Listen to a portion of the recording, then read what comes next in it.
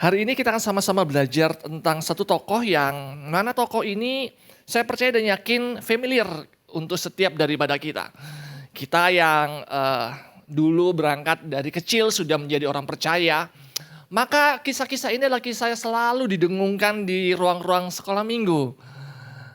Tokoh ini adalah Ishak. Nah, tergantung pelafalan kita. Ishak, oke lah pokoknya lah, Ishak lah. Ada beberapa orang kagum dengan tokoh Ishak sehingga nama anaknya itu diberi nama Ishak. Apapun alasan bapak dan ibu, seberapa pengenalan pun tentang Ishak, intinya Ishak ini adalah keturunan Abraham. Dan satu hal yang menarik dari Ishak ini adalah yang dicoba kita akan baca bersama di dalam Kejadian pasal 26 ayat ke-12. Sebenarnya kisahnya cukup panjang. Tetapi di ayat ke-12 ini merupakan suatu kisah, suatu ayat yang kerap kali setiap daripada kita, termasuk juga dengan saya agak lama untuk berhenti di ayat ini. Nah, di ayat yang ke-12 ini merupakan satu ayat yang kerap kali saya pause di situ, saya berhenti di situ.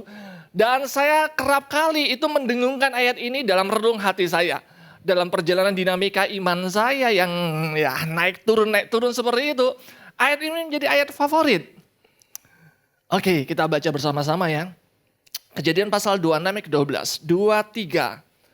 Maka menaburlah Ishak di tanah itu, dan dalam tahun itu juga ia mendapat diberkati Tuhan. Nah, yang warnanya itu adalah warna yang berbeda dengan kalimat yang lainnya. Dikatakan demikian. Ia yaitu Ishak itu dikatakan mendapat hasil 100 kali lipat. Ini luar biasa ya. 2 kali lipat itu udah lumayan. Ini dikatakan 100 kali lipat. Saya kurang tahu bagaimana imajinasi kita, bagaimana otak kanan kita memunculkan imajinasi mengenai kata 100 kali lipat. By the way, 100 kali lipat itu adalah beyond, sesuatu yang ngelewati apa yang kita harapkan. Jadi kalaupun tiba-tiba 100 kali lipat itu berupa benda, maka bendanya itu wah banyak banget ya. Oleh karena itu, tadi saya katakan bahwa ayat ini merupakan satu ayat favorit saya. Pada waktu saya menghadapi perjalanan dinamika iman yang tidak saya harapkan. Saya selalu dengungkan ayat itu. Kata iya itu saya ganti dengan saya. Saya mendapat hasil 100 kali lipat, luar biasa. It's okay sih, aman-aman aja. Dalam area psikologi positif, seni untuk memotivasi diri adalah seni yang berdampak positif dalam kehidupan personal. Kadang-kadang kita punya cara untuk membooster diri kita, berdiri di depan cermin dan katakan kamu bisa, kamu pasti bisa, dan sebagainya. Oke. Mungkin ini merupakan satu ayat yang kerap kali pada waktu kita down dan waktu kita mau melangkah pada bulan yang baru, di hari yang baru, di minggu yang baru. Ayat ini menjadi ayat yang kita tempel di depan cermin dan kita mengatakan saat ini juga saya akan mendapatkan 100 kali lipat. Sebenarnya gak ada yang salah dengan hal itu. Tetapi pernahkah kita sadar bahwa ayat ini merupakan satu ayat akibat. Nah, ini merupakan akibat, Bapak dan Ibu. Kita perlu sadar bahwa ada sebuah hukum dalam dunia ini. Hukumnya namanya hukum sebab akibat. Sesuatu harus kita lakukan terlebih dahulu. Barulah kita akan menikmati lebih tepat. Menikmati apa yang kita lakukan. Nah, kerap kali fokus saya itu adalah saya ke arah kepada ayat yang merupakan akibat. Kita harus selidiki bersama apa yang menjadi penyebab ayat ini terjadi. Nah, Kejadian pasal 26 di ayat yang pertama dikatakan demikian. Maka timbullah kelaparan di negeri itu. Itu bukan kelaparan yang pertama yang telah terjadi dalam zaman Abraham. Kejadian pasal 26 ayat pertama ya. Sebab itu Ishak pergi ke Gerar kepada Abimelek, raja orang Filistin. Ayat ini adalah ayat yang dialami oleh Ishak pada waktu itu Di tengah-tengah dikatakan masa sulit. Di tengah-tengah yang namanya masa kelaparan. Di tengah-tengah masa yang tidak menyenangkan bagi Ishak. Satu hal yang perlu kita sadari pertama di sini adalah setiap perjalanan kehidupan orang percaya itu tidak akan kita melewati suatu taman yang indah penuh dengan bunga-bunga dan kita berjalan sesuai dengan apa yang kita mau. Kerap kali Tuhan mengizinkan perjalanan kehidupan kita bertemu dengan sesuatu yang tidak menyenangkan dalam kehidupan kita. Saya teringat dengan satu ilustrasi namanya PUSH ya. Pray until something happen ya. Oke, saya harus ngatur waktu saya 18 menit. Nah, di dalam sebuah mimpi dari bahasa seseorang, dia bertemu dengan Tuhan Yesus dan Tuhan Yesus memberikan dia sebuah tugas. Tugasnya adalah mendorong sebuah batu. Nah, pada waktu itu karena dia tahu itu adalah Tuhan Yesus, yang dia lakukan adalah dia mendorong batu itu. Hari pertama dia masih semangat 45, hari kedua kok nggak kegeser tuh itu batu ya. Aku dorong, 1 bulan kemudian dia mulai, aduh kok aneh ya ini pekerjaan yang aneh banget. 3 bulan kemudian, 1 tahun kemudian dia bilang sampai ayam tumbuh gigi ini gak akan bergeser. Tuhan gak ada kerjaan Tuhan nih. Akhirnya dia tunggu Tuhan. Tuhan muncul dong, akhirnya Tuhan muncul. Namanya juga ilustrasi ya. Tuhan muncul, gimana? Tuhan masa ngasih saya suatu kerjaan yang gak masuk akal? Kerjaannya adalah mendorong batu. Tapi batu ini setelah saya dorong, saya kok nggak kegeser. Ini buang waktu Tuhan. Lalu Tuhan ngomong seperti ini. Loh sebentar. Tugas yang saya berikan kepada kamu adalah mendorong batu. Bukan menggeser. Beda nggak ya mendorong sama menggeser? Beda banget ya. Kalau mendorong, ya sudah dorong aja. Tapi kan gak ada kerjaan. Oh sebentar. Waktu Tuhan berkata, coba lihatlah lengan kamu.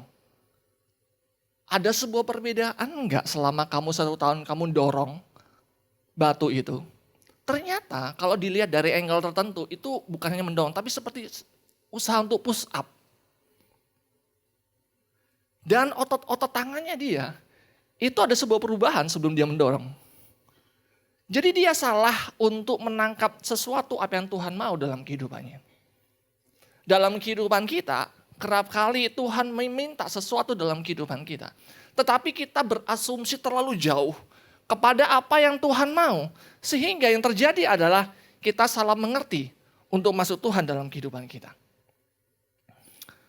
Tuhan mengizinkan hal-hal yang sulit bukan karena Tuhan itu nggak peduli sama kita. Enggak. Tuhan mengizinkan hal itu supaya kita melatih. Kita akan ketemu dengan Tuhan dengan topi yang agak aneh. Topinya simbolnya C, coach. Tuhan kadang-kadang bertemu dengan kita gak seperti seorang bapak. Tetapi sebagai seorang pelatih yang melatih kita. Guna kita menjadi pribadi yang lebih baik dari hari kemarin. Nah, disinilah kita bisa belajar bahwa melalui peristiwa ini, Ishak itu mendapatkan dikatakan di ayat yang ke-12. Yuk kita coba cepat bersama-sama ya. Setidaknya saya share 2 poin yang mana ini saya ambil dari kehidupan Ishak. Sehingga Ishak ini mengalami di ayat yang ke-12. Yang tadi dikatakan ia mendapat hasil 100 kali lipat. Oke. Hal yang pertama adalah Ishak belajar untuk mencari dan mengenal wajah Tuhan. Wajah Tuhan dalam Alkitab itu selalu berbicara tentang seperti ini. Perkenanan Tuhan. Tuhan kiranya menyinari engkau dengan, ini berkat imam ya. Menyinari engkau dengan wajahnya. Dan bla bla bla dan seterusnya. Pada waktu Tuhan Yesus tergantung di kayu salib, maka Tuhan tuh memalingkan wajahnya. Tanda Tuhan tidak berkenan pada waktu itu. Wajah Tuhan adalah sebuah keadaan yang mana bangsa Israel itu rindu pada waktu mereka mau maju berperang. Mereka harus mengerti bahwa wajah Tuhan tuh disendengkan, diarahkan kepada bangsa Israel. Mengapa? Karena wajah Tuhan, perkenanan Tuhan itu berbicara seperti ini. kemenangan itu pasti di tangan. Itu berbicara tentang penyertaan Tuhan. Suatu kali ada seekor binatang, fable ya. Seekor binatang ini adalah kancil. Sudah banyak daripada bapak ibu pernah dengar kancil mencuri timun. Kisah yang selalu kadang-kadang diceritakan oleh kedua orang tua kita ya.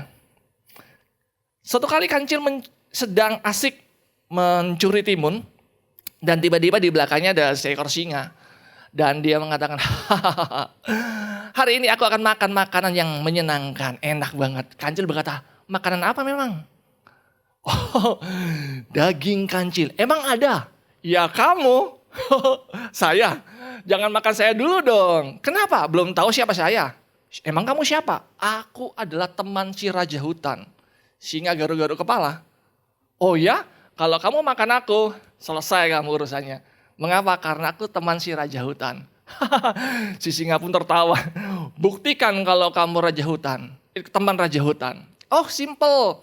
Di sebelah sono itu ada perkampungan binatang yang kita sebut sebagai kebun binatang. Oke, kita berjalan ke sana ya. Kamu buka telingamu lebar-lebar, dengarkan mereka ngomong apa. Biarkan aku berjalan depan kamu, kamu di belakangku. Loh, kenapa kok aku ada di depanmu? Oh iya, kalau aku di belakangmu aku pasti lari kan? Good idea. Akhirnya kancil di depan, singa di belakang. Waktu itu adalah hari yang sangat hiruk pikuk di perkampungan singa, di perkampungan binatang. Waktu kancil lewat semuanya pada tertegun. Wah, sejak kapan kancil itu menjadi sahabatnya singa?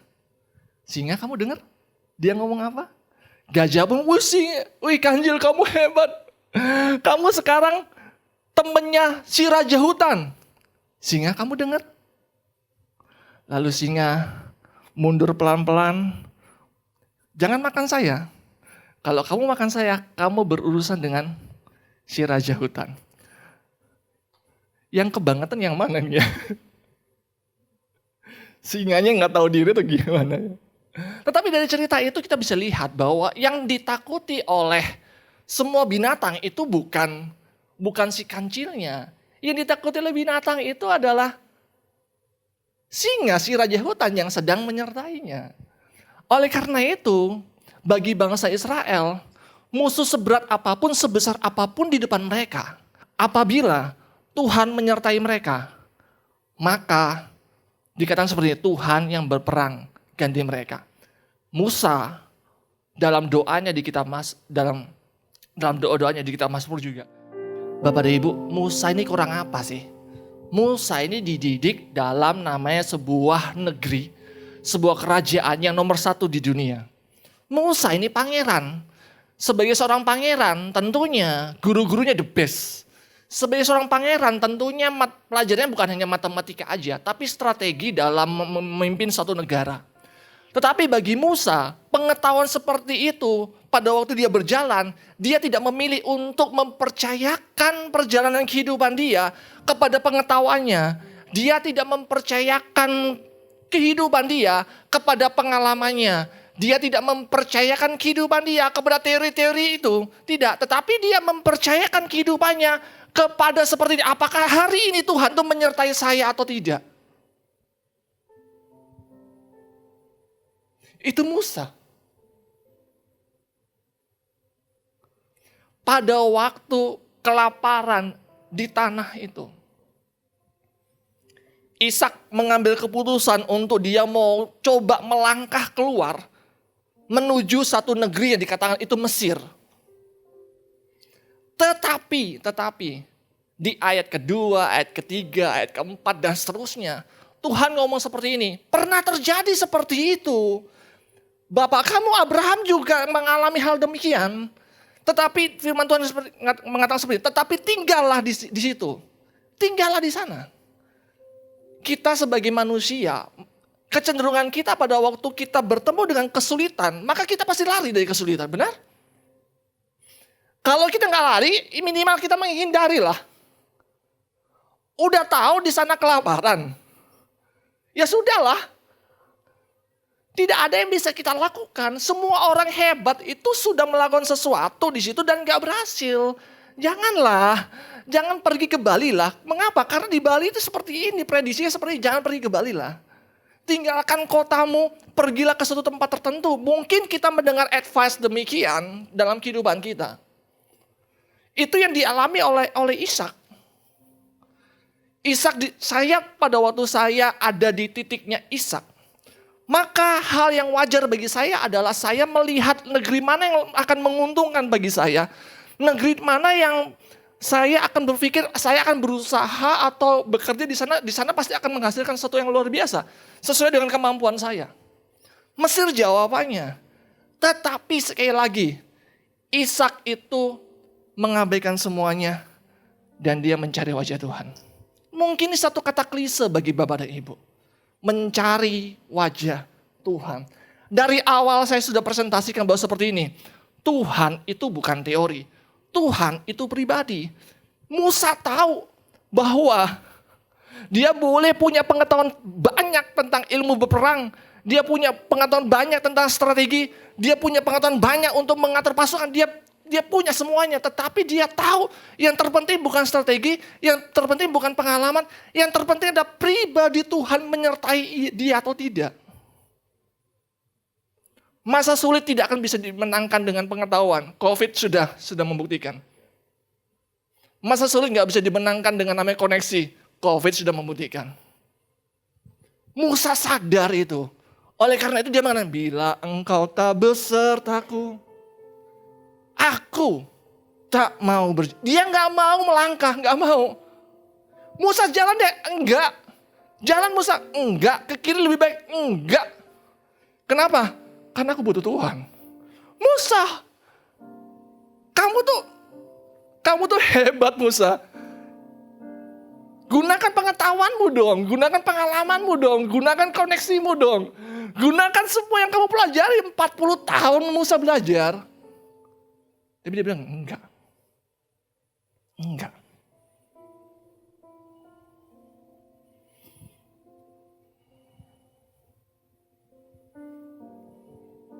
Saya menyapa untuk Bapak dan Ibu yang baru datang ke Pulau Bali.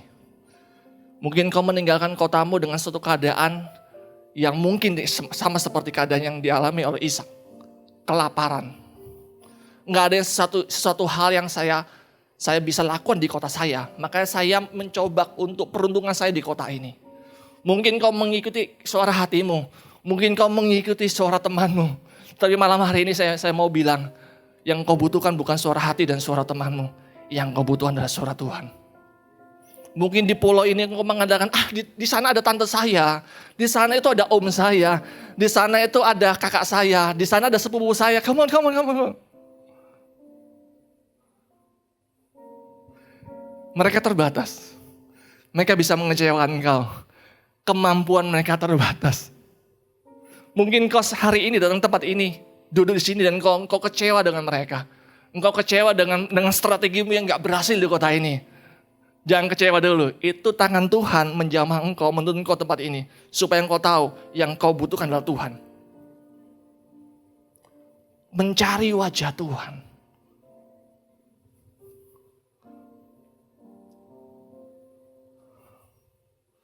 Mungkin kita malu untuk kita mendatangi Tuhan. Dengan kondisi kegagalan kita. Mungkin kita malu.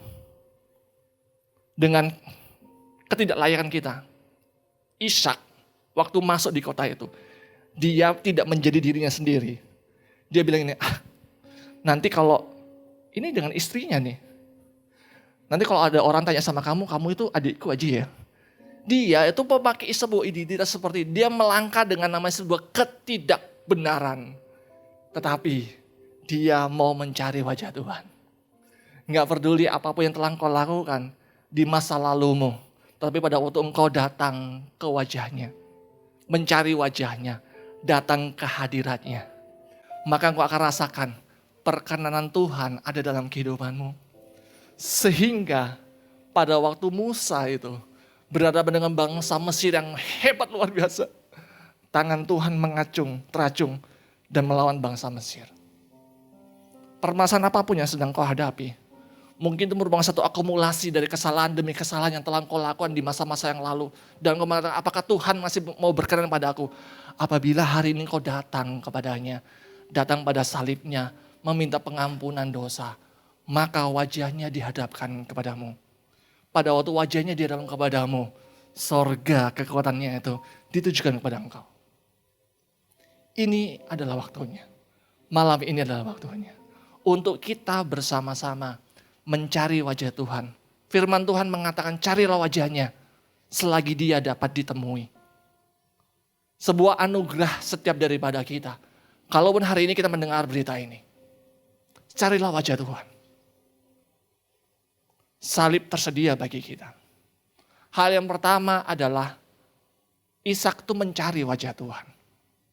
Hal yang kedua yang kita mau belajar bersama adalah Ishak itu bertemu dan mengalami namanya kasih karunia-Nya. Dikatakan seperti ini. Ishak itu dikatakan pada waktu kelaparan, tanah itu tandus. Dikatakan seperti ini, Ishak itu tetap menabur. Gak masuk akal. Saya ngomong kalau ketemu sama Ishak ya, kalau Ishak tetangga saya itu, Ishak. Kalau pakai bahasa Ibrani boleh ya. Laupa wamu nangini ya Ishak. Itu bahasa Ibrani. Maaf itu bahasa Jawa. Ishak ngapain Ishak? Yang kamu lakukan itu adalah sesuatu yang tidak masuk akal. Yang kamu lakukan adalah membuang waktu. Kenapa? Karena kita ngelihat Ishak ini menabur di tanah yang kering pada waktu kelaparan. Gak masuk akal.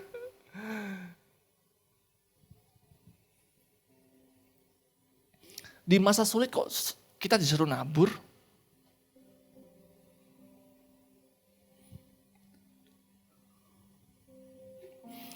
Mungkin ada banyak hal yang sulit dalam kehidupan yang sedang kita hadapi hari-hari ini. Situasi yang sulit. Saya diingatkan dengan satu hal Bapak dan Ibu. Yaitu pribadi yang sulit. Saya kurang tahu. Mungkin kita taruh label pada seseorang. Namanya labelnya si penghisap energi. Istri saya itu penghisap energi saya. Sehingga pada waktu bersama dengan dia, capek. Bos saya itu Pak, besok itu hari Senin. Penghisap energi, capek.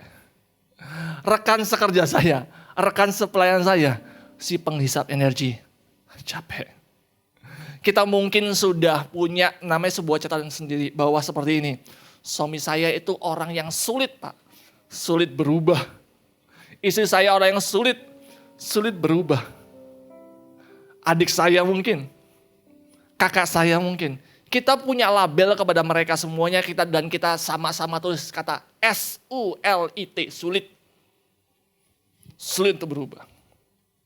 Tetapi pada waktu Ishak mendengar firman-Nya untuk menabur kepada hal yang sulit, menabur kepada orang-orang yang sulit.